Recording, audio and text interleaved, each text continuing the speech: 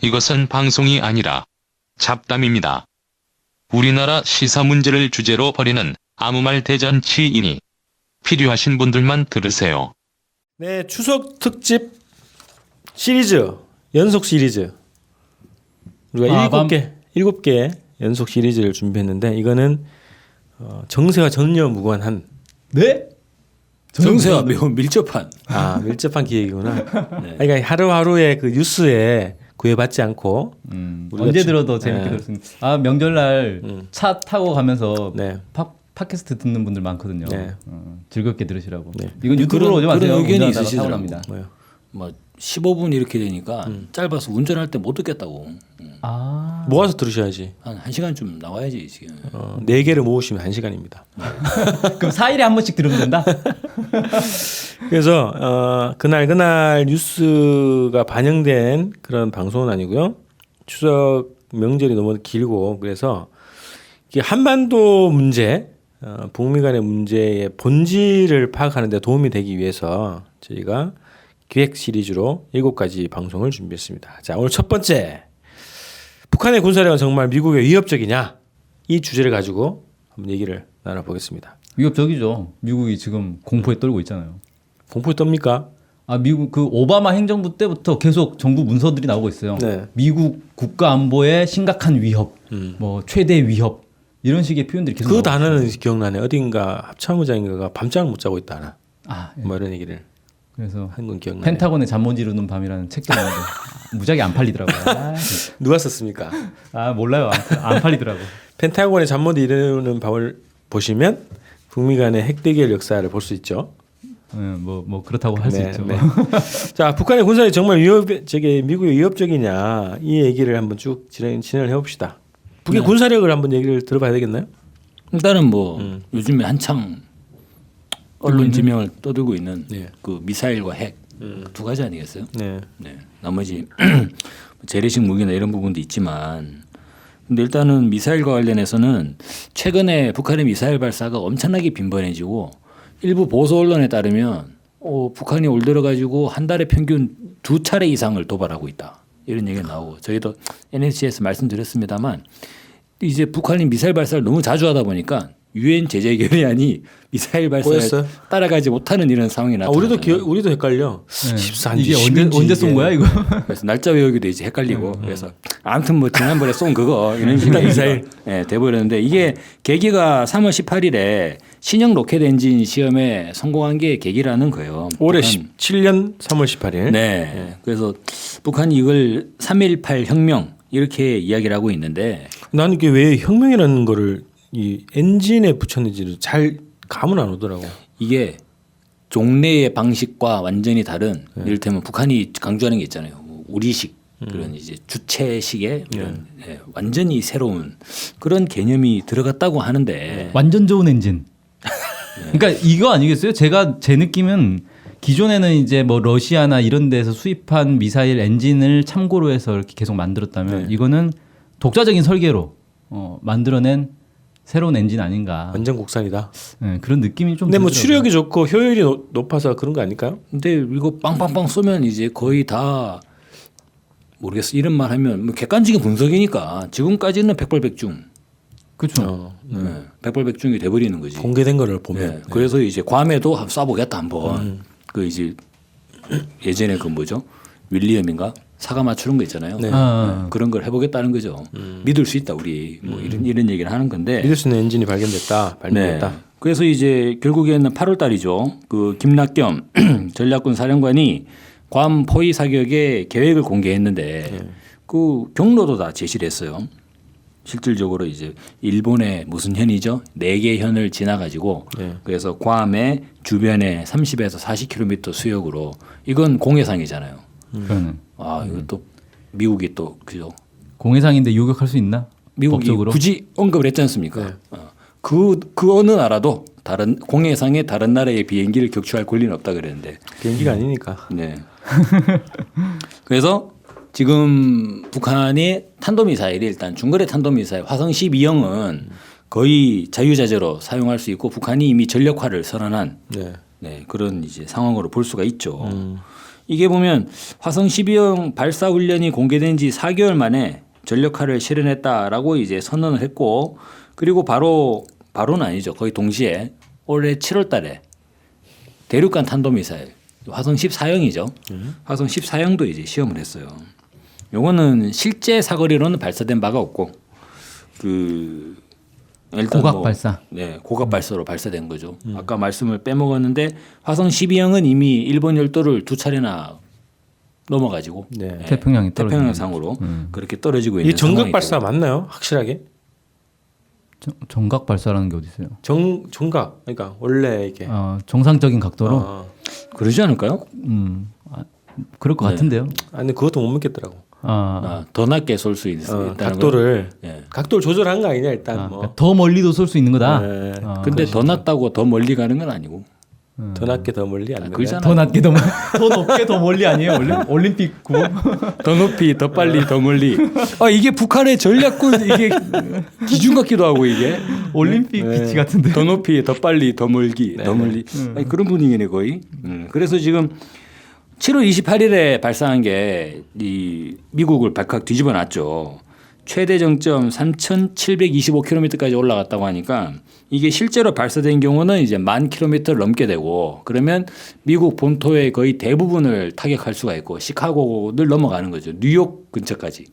뉴욕과 워싱턴 인근까지 공격이 가능하다라는 것을 입증을 해버렸는데 이게 제가 아는 얘기가 아니라 미국의 전문가들이 그런 분석을 하더라고요. 아니 그 국내 언론이나 보통 보면 이게 사거리가 뭐 5,000km, 8,000km, 7,000km 이런 얘기 하던데 10,000km 얘기는 잘 안 나오던데. 네, 그러니까 뭐 예. 기껏해야 LA다 뭐 이런 네. 식의.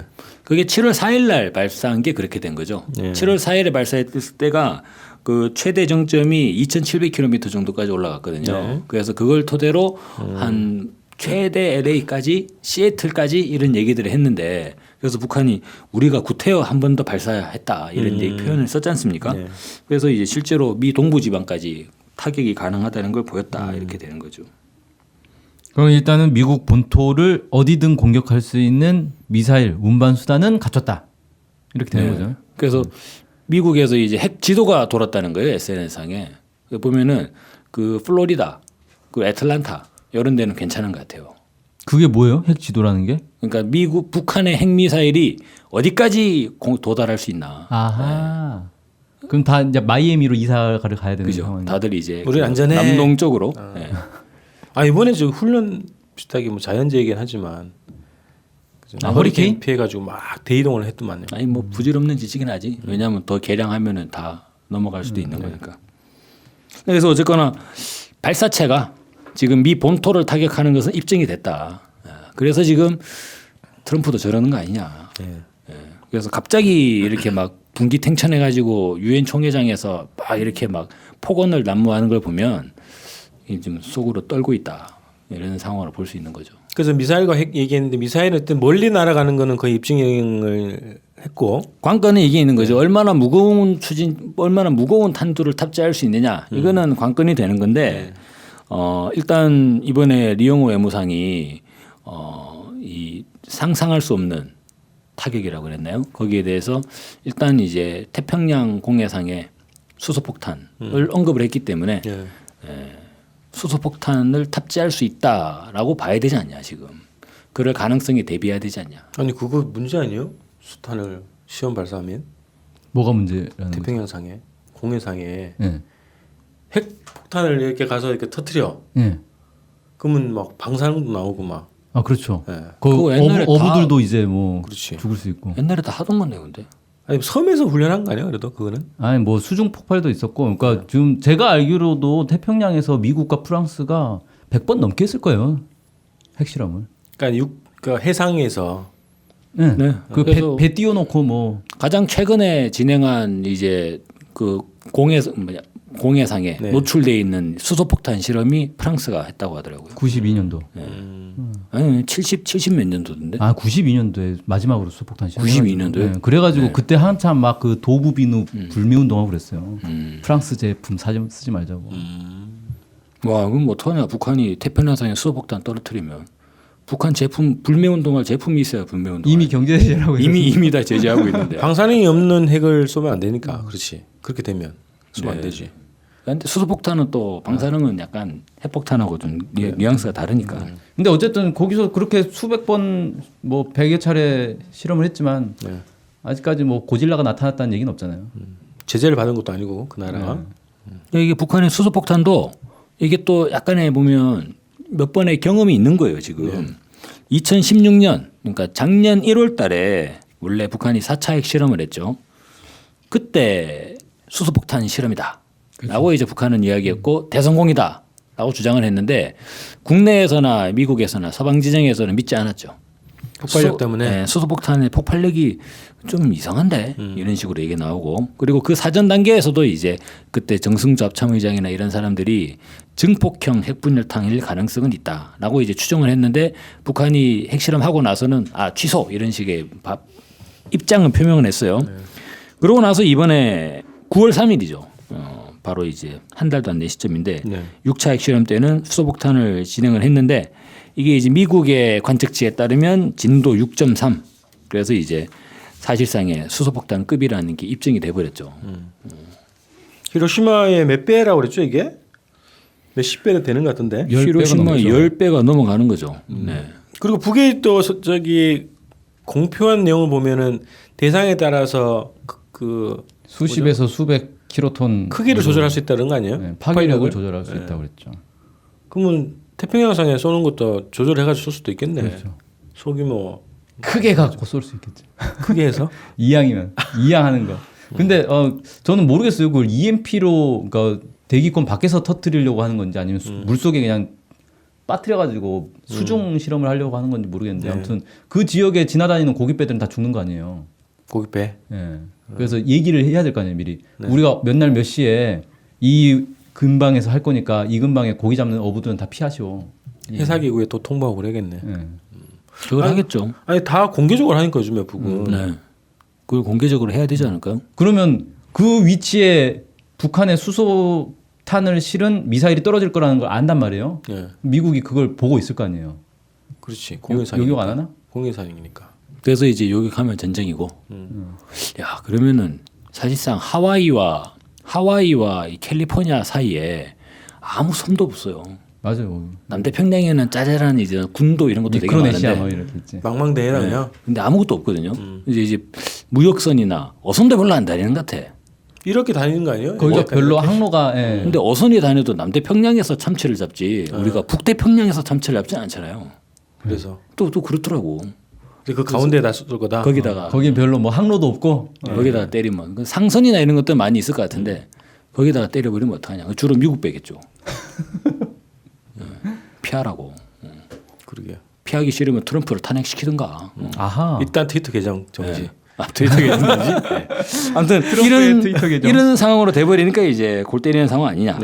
그래서 이게 화성 14형과 9월 3일에 수소폭탄이 만나면 이건 이제 미국으로서는 가장 최악의 상황으로 이제 돼버리기 때문에. 네. 그래서 미국 계속 이런 얘기를 하잖아요. 우리 사드로 충분히 요격할 수 있다라고 얘기를 하는데 문제는 사드의 요격 범위가 이제 고도 40km에서 150km 사이에서 요격을 하는 거지 않습니까? 근데 만약에 150km 그 밖에서 수소폭탄 우주 공간에서 수소폭탄을 터뜨려서 EMP 공격을 해버리면 어떡하냐. 눈 두고 당하는 거죠 그냥. 그래서 EMP를 먼저 터뜨리고 그러면 다 작살을 할 거 아니에요. 전자장비가 사드 레이더가 무용지물이 될 거 아니에요. 그 상황에서 마음 놓고 이제 미사일 쏘겠네. 미사일을 쏘면 그때는 어떡할 거냐 이거지. 그건 이제 날아오는지 알 수도 없잖아요. 레이더가 없어요. 아니 EMP에 대해서 이미 오래전부터 미국에서 그걸 방어 대책을 세워야 된다는 얘기를 쭉 해왔던 거고 이번에 북이 EMP 공격까지 가능하다라고 얘기했을 때 그거를 부정하지 않는 분이더만. 트럼프가 작년에 대선할 때 예. EMP 공격 대비 법을 마련해야 된다라고 선거 공약에 냈었죠. 네. 근데 그 법으로 막을 수 있나요? EMP 공격을? 우리는 전자파를 거부합니다. 전자파 발생 시 벌금 $500 뭐 이런 거. 클린존 이렇게 선포를 하는 거지. 네. 전자파를 이제- 쏜 나라에 벌금을 매기겠다. 실제로 또 많은 사람들이 전쟁 나면 북한은 그대로 사라진다라고 얘기를 하거든요. 예. 북한은 끝난다라고 맞아요. 얘기를 하는데 미국이 보복하니까. 예, 북한이 그럴 리가 없다. 전쟁할 수 있겠냐 북한이. 근데 지난 뭐 6.25 전쟁이나 한국 전쟁 상황을 보면 그때는 더 심각한 거죠. 아까 이제 120일. 120일. 네. 그때도 그렇지. 근데 핵이 없을 때도 그랬고. 한국 전쟁 상황을 보면 네. 저거 이제 만들어진 지 이틀밖에 안 되는 나라면 대략적으로 볼 때 인도네시아의 뭐 동티모르 그런 나라 아니에요? 거의 그렇죠. 그러니까 미국인들이 생각하기에 네. 그러니까 자기네들은 이제 일본을 점령을 하고 그 잽스를 우리가 완전히 밟아버렸는데 예전에 그 잽스의 지배를 받던 애들이 나라 하나 만들어 가지고 뭐 한다는데 한번 가자. 손 좀 봐주러 가자 이런 거잖아요. 그러니까 이제 크리스마스 날 우리는 집에 갈 수 있다 이런 얘기를 했는데 나중에 다 작살나 버렸잖아. 장진호에서 그죠? 얼마나 많이 죽었습니까? 잽스가 일본이죠. 네. 아 전문 용어를 써가지고. 그래서 북의 군사력이 미국에 위협적이다. 위협적이죠. 그런 결론을 내린 건가요? 그래서 최근에 보면은 미국은 이제 IS 얘기도 안 해요. 그럴 정신이 없거든 지금. 시리아 얘기도 안 한다고 이제. 오로지 노스코리아만 이제 집중이 돼 버리는데 이게 실제로 보면 새로운 이런 세계 정치 질서가 다시금 이제 북미 간의 대결이 전면화되는 상황이 돼 버리지 않았냐는 거죠. 그래서 많은 사람들이 야, 미국이 저거 참고 참아서 저러는 거지 실제로 이제 북한은 잽도 안 냈다라고 얘기를 하는데 그런 식이 있어요. 그게 이제 변해 버렸다는 거죠 상황이. 그러니까 그 북한 전문가라고 하는 일부 전문가들 내에서도 미국이 참아서 전쟁이 안 일어난다 뭐 이런 식으로 분석하는 사람도 있더라고. 근데 그게 말이 안 되는 게 미국이 도대체 참는 이유가 없잖아요. 예. 미국 왜 참아요? 착한 나라니까. 세계 평화를 위해서. 중동에서는 왜 그래? 그 중동 애들이 너무 나쁘니까. 아 북한은 그럼 중동보다 착하다? 저기 이슬람을 싫어하나 봐요. 그래서 아니 사실 되게 그 웃긴 논리인 건데 왜 참을 이유가 없거든요. 중동에서는 사실 별거 아닌 거 가지고 그냥 참전하잖아요. 근데 북한은 뭐 먹을 게 없어서 그렇다. 에이, 먹을 게 없기는 뭐가 없습니까? 이 지정학적 위치 중국과 러시아를 직접 겨냥할 수 있는데 북한 찾아. 아니 전략적 요충지죠 여기가 미국 입장에서도. 근데 그 야 솔직히 미국 입장에서 북한이 얼마나 막 험하게 욕을 합니까? 트럼프를 거의 뭐 미치광이 뭐 노트월드 막 이런 욕들을 막 하고 있는데 그걸 들으면서도 참고 있는 거잖아요. 그럼 뭐 미국이 언제부터 그런 무슨 보살이야? 어떻게 그걸 다 참아? 그래서 북에 대한 군사력을 우리가 판단하는 데는 이게 냉정하고 객관적으로 잘 봐야 된다는 거고 환상을 가지고 있으면 안 된다는 거고 그렇기 때문에 미국이 아시아 중시 전략으로 그 무력의 60% 이상을 여기 아시아 지역으로 배치해 왔던 거고 또 지금 현재 트럼프가 저렇게 대응을 하는 거고 미국의 군사력이 날에 날마다 지금 군사 훈련을 하는 것이다. 이렇게 좀 봐야 될 것 같습니다. 그렇죠. 네. 자, 1번 질문에 대한 답. 북의 군사력이 미국에 위협적이다. 자, 추석 특집 네. 1편. 맞습니다. 네.